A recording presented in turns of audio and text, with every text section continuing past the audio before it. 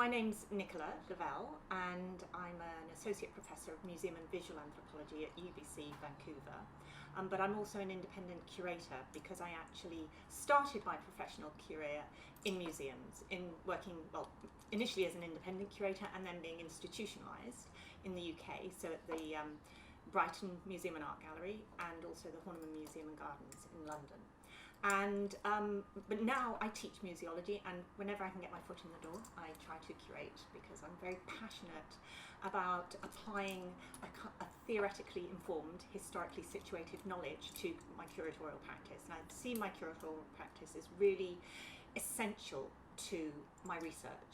And so historically, I think well, one of the first exhibitions I ever curated, so this is going back to the mid-1990s, was when I was acting keeper of non-Western art at the Royal Pavilion Art Gallery and Museum in Brighton.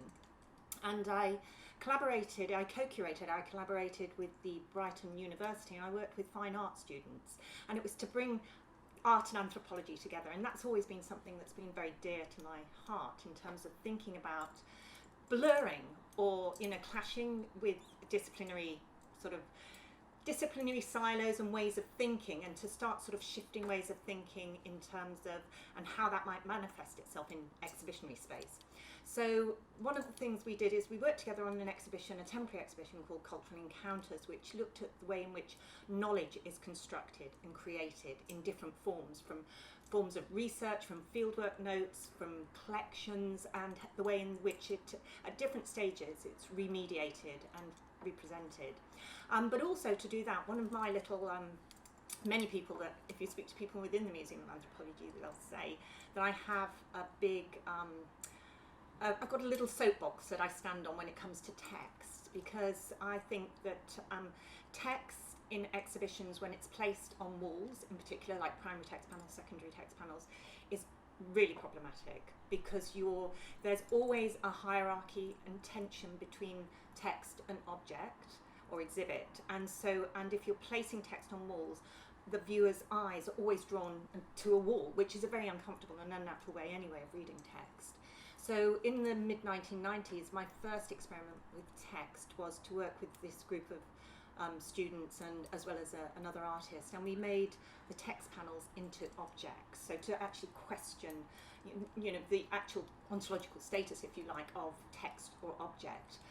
So how we did that is we used screen printing, and we had 4 layers of perspex, 4 perspex sheets, and on the back layer we had an image, and then on the subsequent layers we had fragments of text, and then they were joined together with cylindrical tubes, and so they were quite a substantial object in depth. Now if you faced it, you could read, it was a complete text, so you could read the text panel, but if you just stood slightly to the side, you got quite a lot of distortion. Remember, this is mid-1990s, so it was, for an anthropology museum, this was still sort of quite experimental in terms of practice, and also you can upset publics, and this is really this idea of prodding or sort of stimulating public's engagement is very much what lies at the heart of Jacques Hainard's curatorial practice. So he was a director and quite a maverick curator-director at the Museum of Ethnography in Neuchâtel,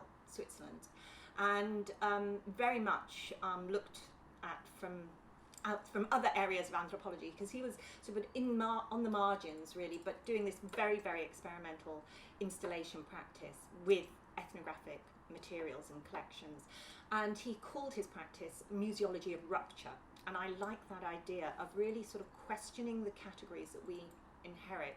So and again, that is part of a broader move perhaps to decolonize institutions, to decolonize the institution of the museum, which of course is a muse of modernity. It's very Western from its very sort of conception and its categorization and systems of value. So how do we start to actually challenge the way in which museums present knowledge? And so part of that in this moment that we're in, which you will have heard about now, is through collaboration. And of course collaboration is very much the modus operandi at the moment for anthropology museums, and working with source communities and knowledge holders.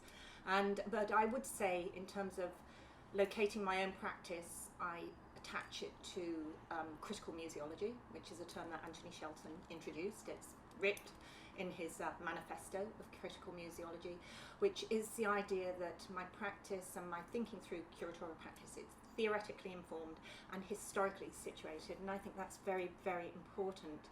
And I often reflect on critical museology or museological practice at the moment through collaboration. It's interesting in terms of thinking about it in relationship to another emergent subfield within anthropology, which is design anthropology. So this is an emergent field that's been, for the last 10 years, has just come into the fore. But one of the lead practitioners, actually Alison Clark, has argued recently that one of the problems within design anthropology, that it's very much about collaboration at the moment and partnership, but there is this tendency that they haven't looked critically or reflected on their own history or their own historiography. And that is a problem, because you can then have a collaborative practice, a partnerships, which is very good, but there's a lack of criticality. And I think that this is something that I'm not suggesting that absolutely can be applied to all forms of collaborative museology, but I do think there's a place for critical museology and collaborative museology to absolutely work. They work together. They shouldn't be these distinct practices. They're very much part of the same strain of museology. But I do think that with collaboration, we have to remain critical and also to reflect on our history. So museum anthropology, which I'm really interested in, the intellectual history of museum anthropology, and how it's very easy in the present, it's very true of anthropology, to become ahistorical. So they forget the early origins and the criticality that was definitely there, and collaboration that was there decades and decades ago. But we tend to fetishize the moment, fetishize the contemporary sometimes. So one of my impetuses in my practice is actually to think also to historically situate and understand my practice. So from thinking through, text and this idea of hierarchies of privileging and valuing different materials and forms. One of my larger curatorial projects that I undertook was a 5-year project that resulted in a gallery called the Centenary Gallery. That wasn't my choice. 100 years of collecting, which I curated, and it consisted of over 1,000 objects, and it was in situ for almost 15 years.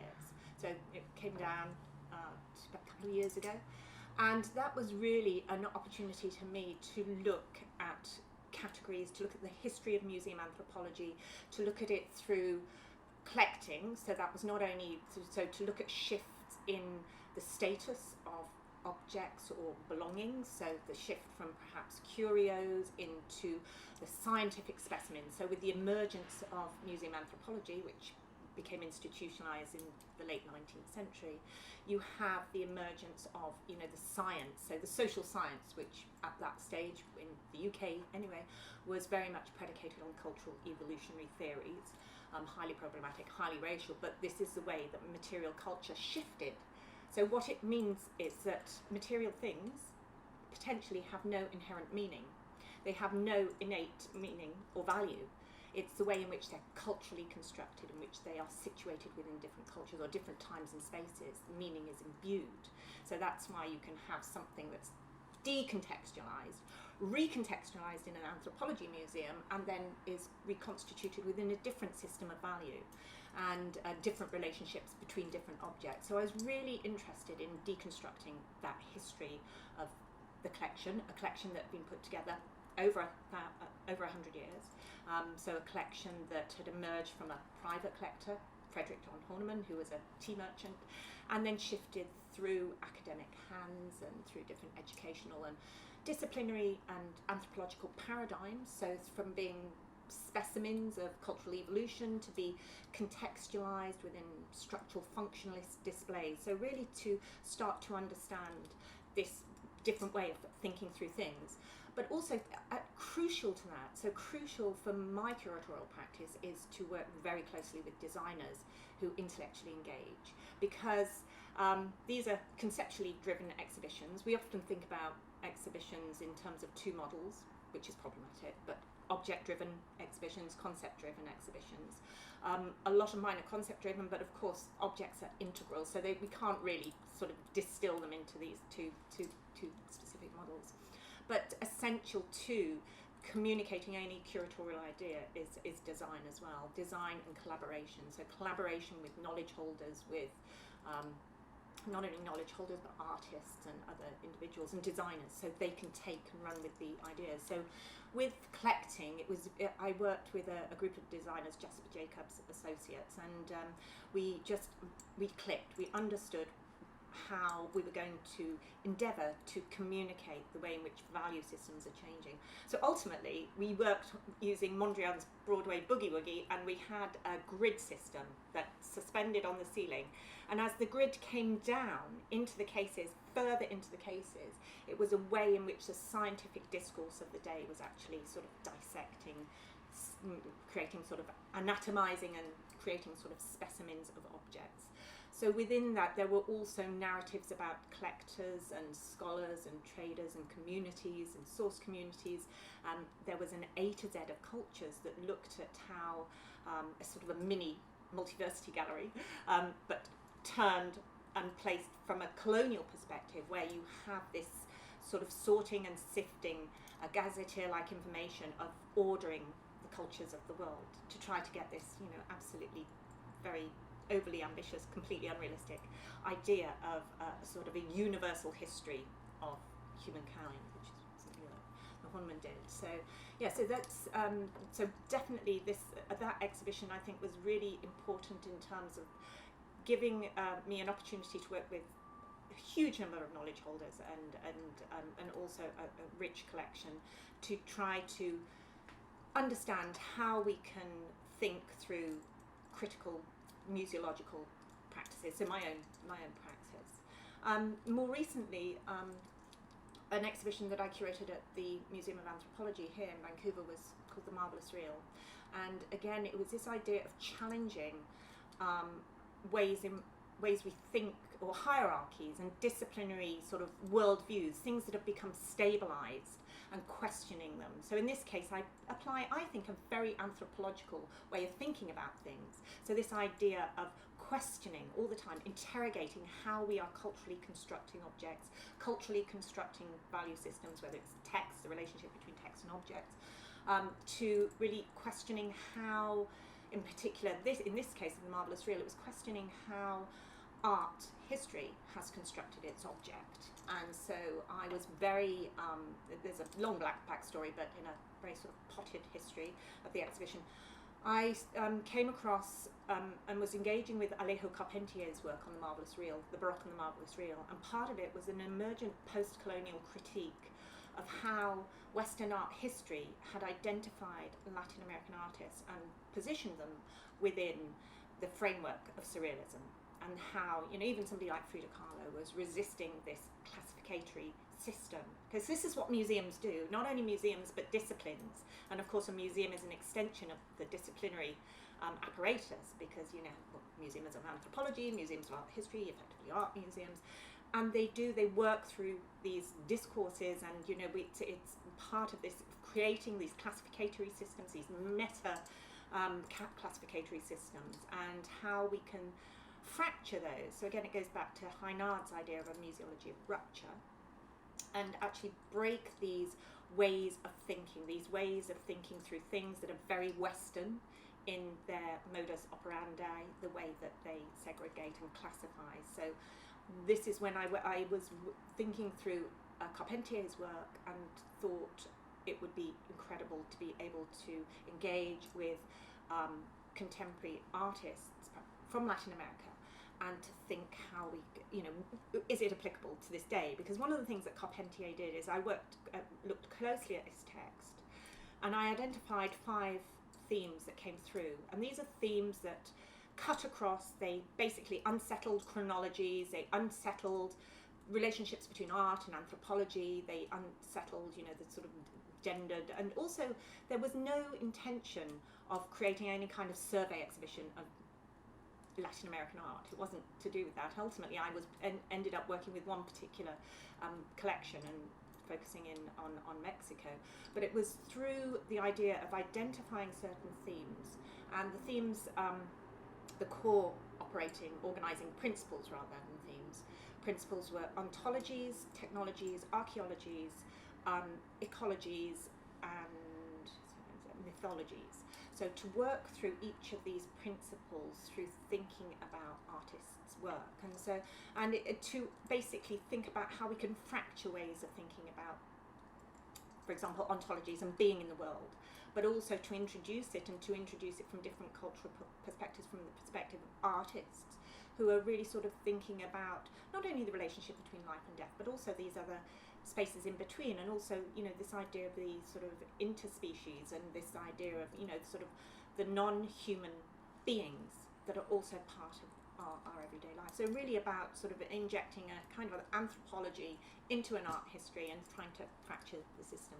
Sounds all a bit conceited, but for me, I mean, the reviews were favourable as well, and it was an exercise in which to enable us to rethink and to reject some of the, you know, this idea of always classifying somebody like Carlo or other people as surrealists, and sort of break away from that. More recently, my work, I've also worked on a number of occasions, even in the present actually, still working on an exhibition project with Michaelnicolanis, the Haida manga artist, and we have, because of this core element of offering counter-narratives, so to basically enable, with his practice, it is this idea of having oral histories that intersecting with the graphics to offer different ways of seeing the world, and I think it's such a perfect moment in which to do that. So I know that one of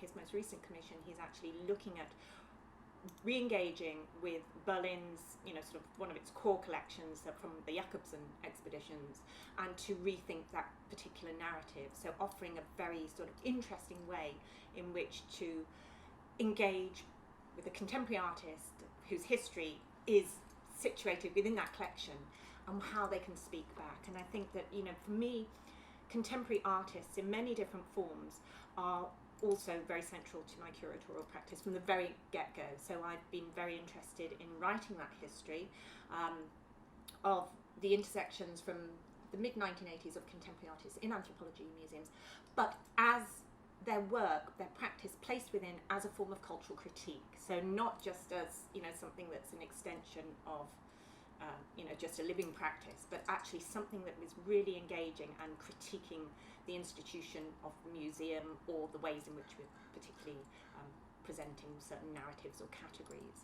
And so that's been sort of part of a 3-year project that that's actually come to the end of the 3rd year now, of looking at that intellectual history of contemporary artists in anthropology museums, offering a form of cultural critique. And I think that that's very, very important in terms of historical collections. They cannot often, in every case, tell those histories to offer that complete critique. And I don't think it's necessarily the place of, you know, clearly a white European curator to do that. We need to be able to, you know, part of the collaboration is to be able to work with a whole, you know, range to facilitate, you know, really facilitate and work with a whole range of cultural producers, knowledge holders and keepers, but also to be able to bring to the table that history, as I say, that history of museum anthropology, so that that's part of this ongoing reflexive critique, and that's what I really strongly believe in. Another, so I've mentioned Haina and Shelton, but one of my curatorial heroes at the moment is Jinsgang Nicola, who's curator and director of the Haida Museum, and she's just phenomenal. Her curatorial portfolio, plus everything else that she's done for the Haida Nation in terms of repatriation, etc. But we've spoken at length actually about curatorial practice, and she says that maybe she would be called an ethnographer, but she said really for her, she feels that she facilitates, and if she doesn't have the knowledge, and she doesn't necessarily suggest that she bears the knowledge herself, she just says she knows where to go. I don't always know where to go, but I think I have a sort of a toolkit that I understand how to undertake research, And so I can, through that and through, you know, social relations, the relational museum is to be able to reach out and create these networks that then give rise to some kind of critical exhibitionary project, which then brings me super speed to the present.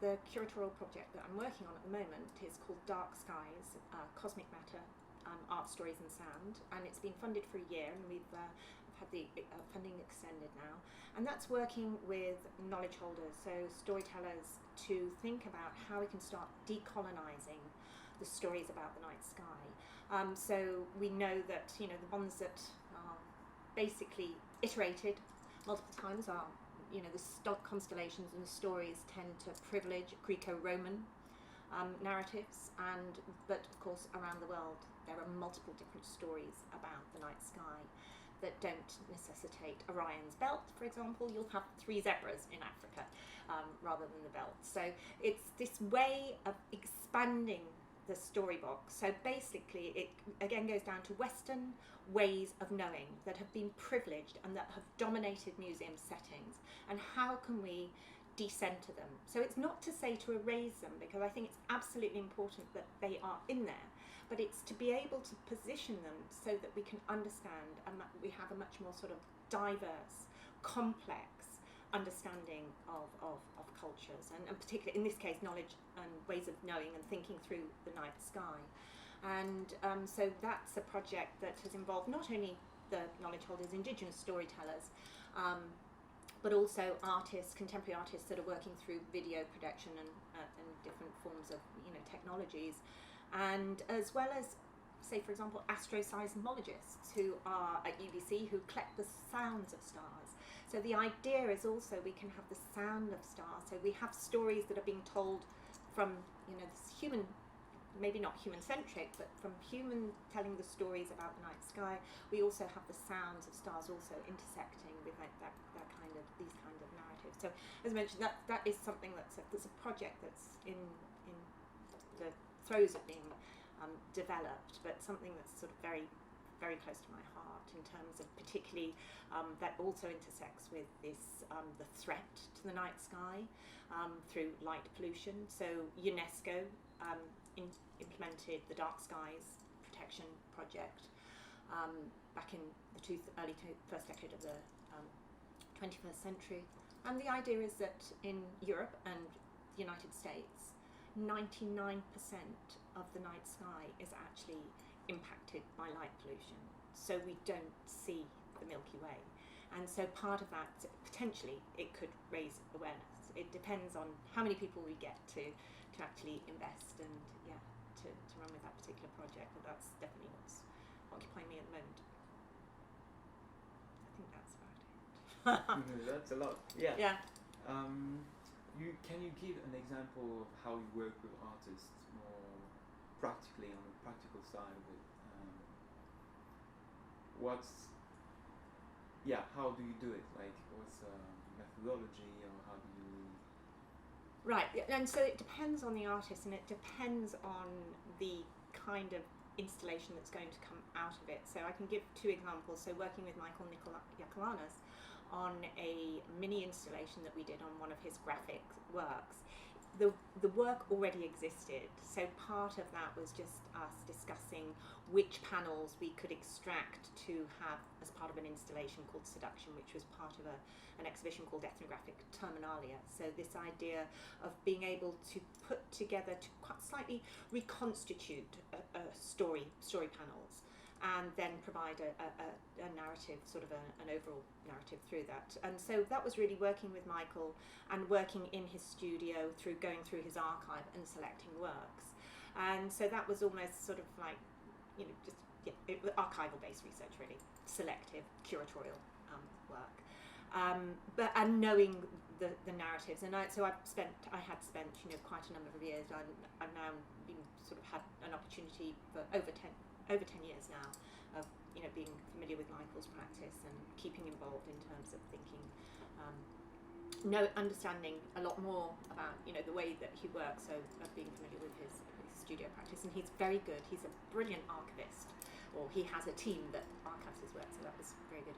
In contrast, so to speak about the Dark Skies project, which I'm in the been working at it for a while, with two different groups actually. So I'm collaborating with UBCO, which is UBC Okanagan, and their critical curatorial digital animation department, with a sound artist and also somebody that works with a team of students on animation forms. So that will be a multimedia installation. I'm also working with a design studio and an artist in Vancouver, so Stuart Ward, and he's developing an immersive installation which necessitates working with the Indigenous, the stories as well. So part of it will be is the sort of collecting of the stories to do with night sky. So that involves more traditional, I would say, ethnographic, anthropological fieldwork in terms of, you know, interviewing, but also then inviting sound recording artists to come in and record the stories with a view to editing them for the installation. So there's that sort of ethnographic component, which is to do with, you know, sort of the research and then sourcing the stories and then sort of curating and deciding upon a selection to be included. And then also working with, is money to commission, so to commission artworks from the communities that will speak to the narratives, and the narratives exist that the stories tell of. And so that will be working with a different form of artist. But again, really it will depend on the community. I know that as part of that, the Haida are involved. I've reached out to Nicola Levell and with the idea that we'll source emergent illustrators within the Haida community to potentially illustrate the stories, and then working with H4 Studios to actually then create the immersive environment, and then think about how the stories, the art forms intersect in that particular regard. So it really depends whether artworks already exist or whether we have the resources and the institutional inclination to commission. Ideally, it's a combination of both. So for Dark Skies, also George Remmel is a Vancouver-based local artist who has a phenomenal work, a 17-metre work called The Persistence of Instinct, which I would love to exhibit because I think it's a work that took 11 years to create, and it's phenomenal. I've spent a lot of time working, so sort of visiting him and talking to him about, you know, to understand the creation process. So part of that is also to be able to ensure that there is a much more broader exposure, I think, to some of these other artists that are creating locally as well as internationally and working with things like the night sky. So yeah, it really depends actually, Mark, on what's available and what's going to fit the exhibit. So, I mean, maybe not to video film this, but the MOA exhibition, so it was Dark Skies, and that was the exhibition that we had to cancel because of the construction work. And so, although I'd been working on it for over a year and a half and had funding for it and from different sources, because it was 99% loan material, we couldn't go ahead and borrow the material because of, you know, insurance and etc. But I'd already been working for a year and a half, so I'd already visited like museums and gallery sites and artists and artist studios to have a look at and to think through what kind of material we would include in the exhibition. So I already had a sort of what we call an object list of different things, and also monies to commission a new immersive multimedia work. But of course, that sort of, because of it being placed on, well, not actually placed on hold or postponed, but actually cancelled, it's necessitated being a little bit more creative in terms of thinking about future venues. So I have a few in mind, but also to include things I was very interested, again, this idea of pushing across disciplinary and institutionalized walls. So one of it, you know, it's like this idea, still to this day, we still get these silos. So art is institutionalized within the art museum. You know, ethnography or anthropological collections or indigenous peoples that produce in the present still can be sort of ghettoized. And we've got to try to break down that kind of ghettoization. I think it's massively problematic still in the present, and worse still when they get, when you have anthropology within natural history museums. I think it's horrific. But also science museums. And so with the Dark Skies project, part of what I really wanted to do was also to bring together science, anthropology and art. And so that was the idea of working with astrophysicists and astroseismologists, so a collecting of the sounds with the stories, but also looking at early scientific instruments that are really, to be able to understand, particularly with cultures, in terms of, it was amazing, this astrolabe that had been, the script on it, it was the coming together of different cultures. So through, from the Middle East, Europe, and Asia, and coming together to start in that very early days of starting to understand the night sky from, what would be a scientific perspective. But these beautiful instruments that still were artistic products in and of themselves, so they didn't remain these cold scientific, sort of instruments for measuring and deciphering. They were also embellished with hearts and, sort of inscriptions, and so beautiful. And really, and the night sky itself, I absolutely believe it's something that we share. It's part of the common, the humanity of, the common heritage of humanity, which is very UNESCO actually sounding, but it really, really is. And the possibilities, and everyone, everywhere, we have stories about the night sky. And I have a collection of meteorites over there.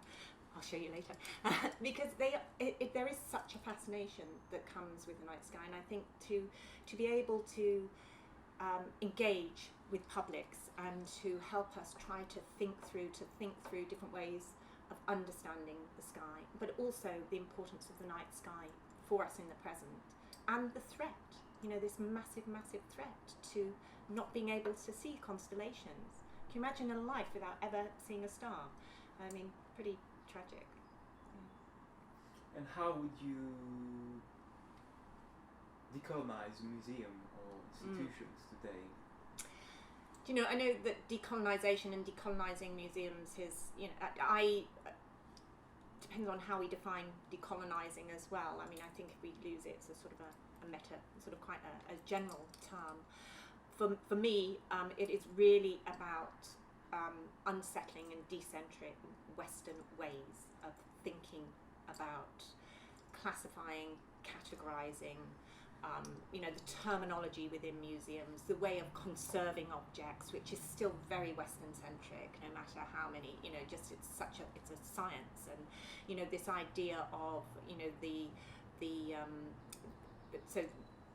that's the sort of the classificatory logic that comes through, and this particular, fetishization of preservation and safeguarding. This is a very, very still completely Western-centric way of thinking about objects or the life of things. Well, first of all, that's me doing it myself by classifying things, as objects, with this idea that perhaps they don't have any sentiency, whereby we know, for example, with the Maori, they don't refer to their treasures, their cultural treasures, as objects, but the taonga, which also ensures that they are precious things that are precious beings as well. So it's a much more complex ontological way about thinking.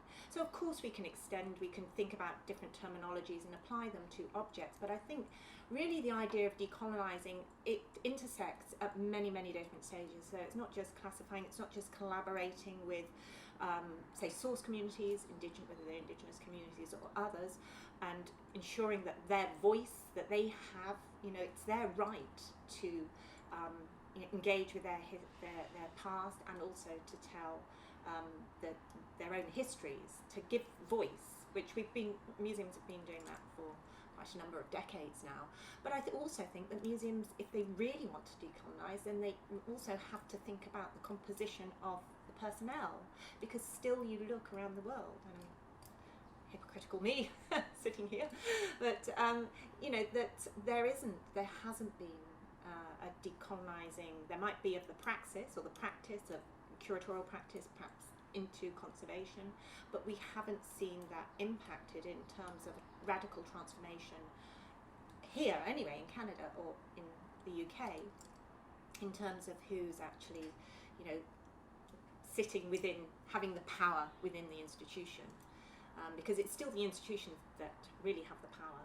And so I think decolonisation is interesting. I mean, one of the alternative terms that has been used here as well is indigenising the museum, which is slightly different. I think it has a different accent with this idea of indigenising practices, so indigenising, the language, the classificatory systems, etc., and through, and possibly through the staff, and I think that's an interesting way of thinking about the institution of the museum, because can you ever really decolonise a museum?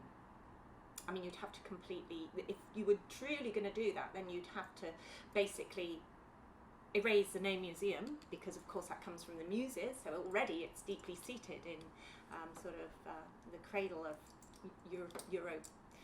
European civilization, with the three muses, and so, but also the whole idea of what a museum is. Because if we look, so the international definition of a museum, which is approved by ICOM, which is the International Council of Museum, which of course is an arm of UNESCO, the United Nations Educational, Scientific, Cultural Organisation, and they define museums as these institutions, non-profit making institutions that are in the service of society, that collect, preserve, etc., etc. So conserve, exhibit. So really, right at the core still, so I should continue, sorry, collect, exhibit, educate, tangible and intangible cultural heritage, but right at the core of that we have still this idea of collecting, exhibiting, sort of interpreting. So these are all sort of practices or methodologies rather that really are rooted in a sort of a Western or Euro-American way of thinking about the institution of a museum. So I think the way that, and now of course I'm decolonising museums, we're probably talking about mainstream museums, so larger or middle to large scale museums, rather than community museums or community, sort of indigenous cultural centres, etc. Because I think also what's interesting is to remember that museums, they've proliferated so much within the last 40 years. I mean, it's incredible. I don't have the stats to hand, but they've massively proliferated. And so, of course, you've still got the more traditional scope of museums, but also you've got others that don't actually exist in physical space.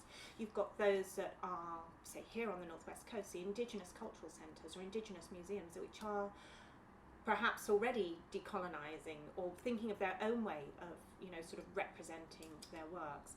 It was very interesting, the conversation that I had with Michaelnicolanis, the director of the Heidelberg Museum and curator there, who talks about, their very different part of their language of decolonisation comes in at many, many different levels, from whether it's, the amount of text that they have within the exhibition spaces, the idea that things can go, she said, my favourite label is away on ceremony. So she says, we don't put, apologies, this is gone off on display, it's been loaned somewhere else. She said, we just put in away on ceremony. And so this idea of having a very different way of thinking about museums, whereby it isn't this, this very much more sort of rigid definition of, once an object enters a museum, it gets a museum number, it's classified, it's categorised, it's documented, and then, yes, there are times when it can be loaned and, sort of loaned for ceremony even, but nevertheless, this idea of ownership and very clear ways of thinking about, what happens when an object comes back in and what it is important to, preserve. A lot of these things maybe need, if you were to decolonise, they wouldn't really have a place necessarily, or they could be questioned. I think that's something to be said. But I should actually say though that what museums have done, I would say, since the 1980s is phenomenal in terms of that shift, and that came from multiple different sources. So within the terrain of museum anthropology, you've probably come across and heard of Michael Ames, who was the first director of MOA as a public institution. So his directorship began in 1972. So he wrote this very influential book called Glass Boxes and Cannibal Tours, the public anthropology of museums, which I cut my curatorial teeth on back in the UK, and many, many people did. It really sort of raised the profile of what was happening here in Canada, and in terms of working with First Nation communities or Indigenous communities in the locality, and different ways of moving forward. So that was he actually wrote it, it was first published in 86, but republished by UBC Press in 1992. So he was one of many that were changing the landscape of museum anthropology.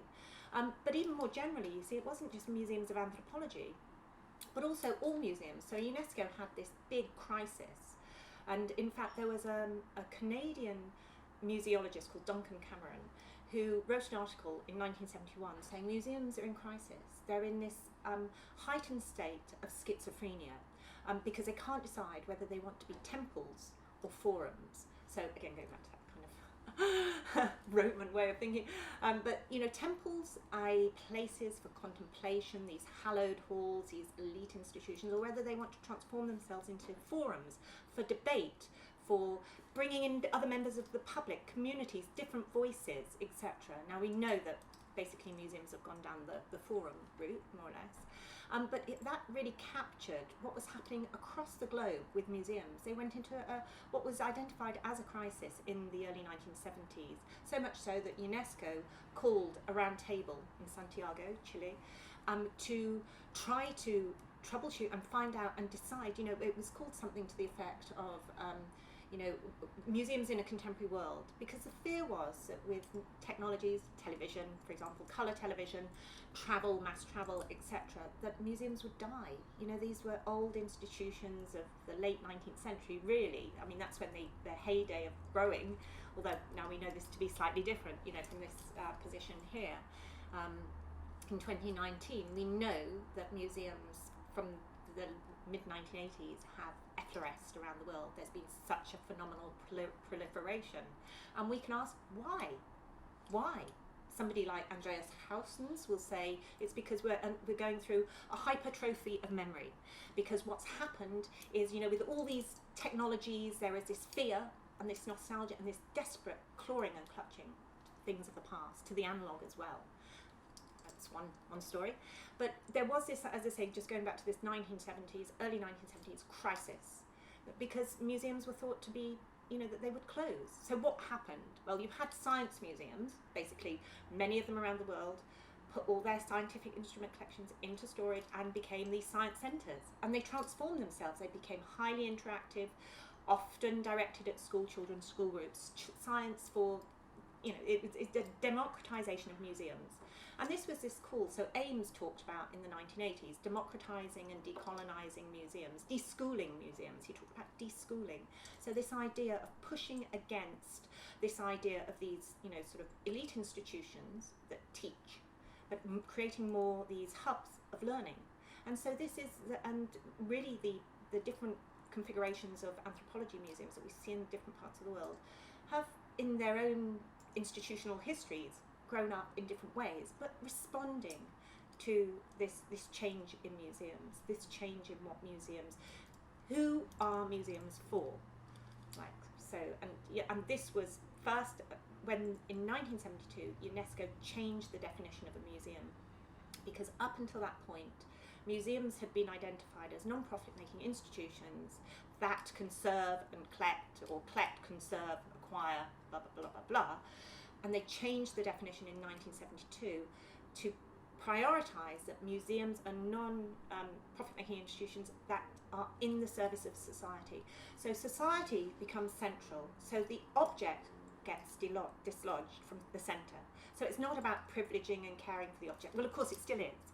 But publics and eventually source communities emerged, or originating communities, these different terms that have emerged for the stakeholders whose objects or heritage is contained within museum spaces. So there are different sort of forces at work. It's multifactorial, the way that museums, different forms of museums, anthropology being one particular type, have transformed within since the 70s really onwards, and it's a radical transformation, I think. But then we can say that museums aren't microcosms, they really are reflecting broader society, and there has been a radical transformation within society, because you just looked at the 60s and 70s and people, calling for museums to be burnt. And in fact in the UK in the 60s they did burn ethnographic objects, because the idea, particularly with anthropological material, with the end, so those seismic shifts, societal shifts that happened globally in the mid-20th century, so post World War II, you get, the emergence of independence, so independence from previously colonized peoples. You get the emergence of feminism, these different waves, human rights movements. So you get all these different waves of voices, and this basically the calling out of the elitism or the machoistic sort of society, and so you get these different forces at play. And museums, of course, they're part of this. They're not removed. They're not these little microcosms or hermetically sealed entities, despite the fact that we might think they are sometimes. But they aren't. They are part of these general sort of movement, relational networks. And so ultimately, these are other elements that have sort of pushed and, in and, sort of museums are becoming tangled in and transformed, and are still transforming. I mean, they still have a way to go, I think. And one way that I'm really interested in at the moment is through the multisensorial. So I'm really, this goes back to the idea of my interest in dislodging text as being a privileged way of engaging and understanding in museums. I mean, museums have transformed because they introduced public programming in the sort of 70s, as well as that part of that wave of transforming. Prior to that, it was basically you would enter in and you would read text. You might meet a learned curator, but one of these sort of monologic sort of knowledge holders. But for the most part, it was through optic engagement. So museums, places of silence, whereby you'd engage with the object through seeing, and you'd engage with sort of the text and also through looking. So again, this hierarchy of the senses, which again we can trace it back to a Western way of thinking about hierarchy of 5 senses and privileging what are called the higher senses, so seeing and hearing. But of course museums tended to sort of strip away that hearing element to privilege the optics of viewing. But of course, what does that do to cultures? If you are actually an anthropological museum, that means that, which a bit like UNESCO's done, is you separate the intangible or the multisensorial from the object, that remains stripped basically of all those other elements that really give it meaning. So I'm really interested in is also how have museums, and I'm not alone, of course, this is a much bigger movement, but how can we inject a different kind of multisensorial way of thinking about museological space, and through sound, so sound being really critical in many, many ways. In fact, I have to go back to a little anecdote so when Frederick John Horneman opened his museum, his private house museum to the people of London in 1899, he had Edison's phonograph. He'd recorded a message which must have made the Londoners jump out of their skin, because this sort of disembodied voice, and it was a recorded message. So as the visitor entered the museum for the first time, it said, "This is an old proverb, those who look but do not see go away wiser than when they came." So it's this idea is you have to train the eye. It was about looking, not just seeing, but actually looking, engaging through optics, way of operation. But ironically, it had been the phonograph with the voice that had delivered this message about really you've got to privilege the eye.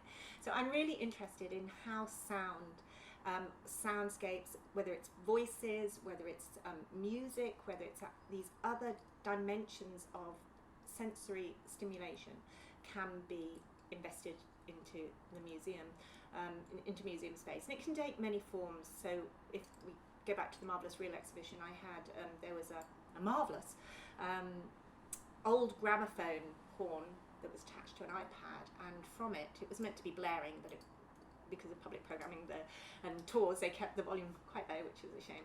But it was a contemporary piece of music, not classical music, but a contemporary piece of music called xʷməθkվəy, by the Mexican zoologist and composer Federico Alvarez del Toro, and it was really about, he composed it in the 1970s, and it was really about, it connected to Nahuatl and the language Uxwumixw, stemming from monkey and referring to different kinds of astrological characters and this idea of, sort of Aztec or Mixteca ways of understanding the universe. And it was haunting, like the music was very modern, very haunting. And so it was this idea of how can you also somehow or other weave that kind of stimulation into exhibition space. So I think the museum, I love the ideas chair. I think these ways of, there are different pockets within the Museum of Anthropology where sound has been added, but in other places it's still very traditional in terms of we can decolonize, but to really push against, decolonizing as a broader sort of meta term is to really also think about how we can start to destabilize this hierarchy of seeing and integrate some of those other sort of sensory components, because I think that will be very important as we move forward. And maybe that's where technologies come into play clearly in different ways.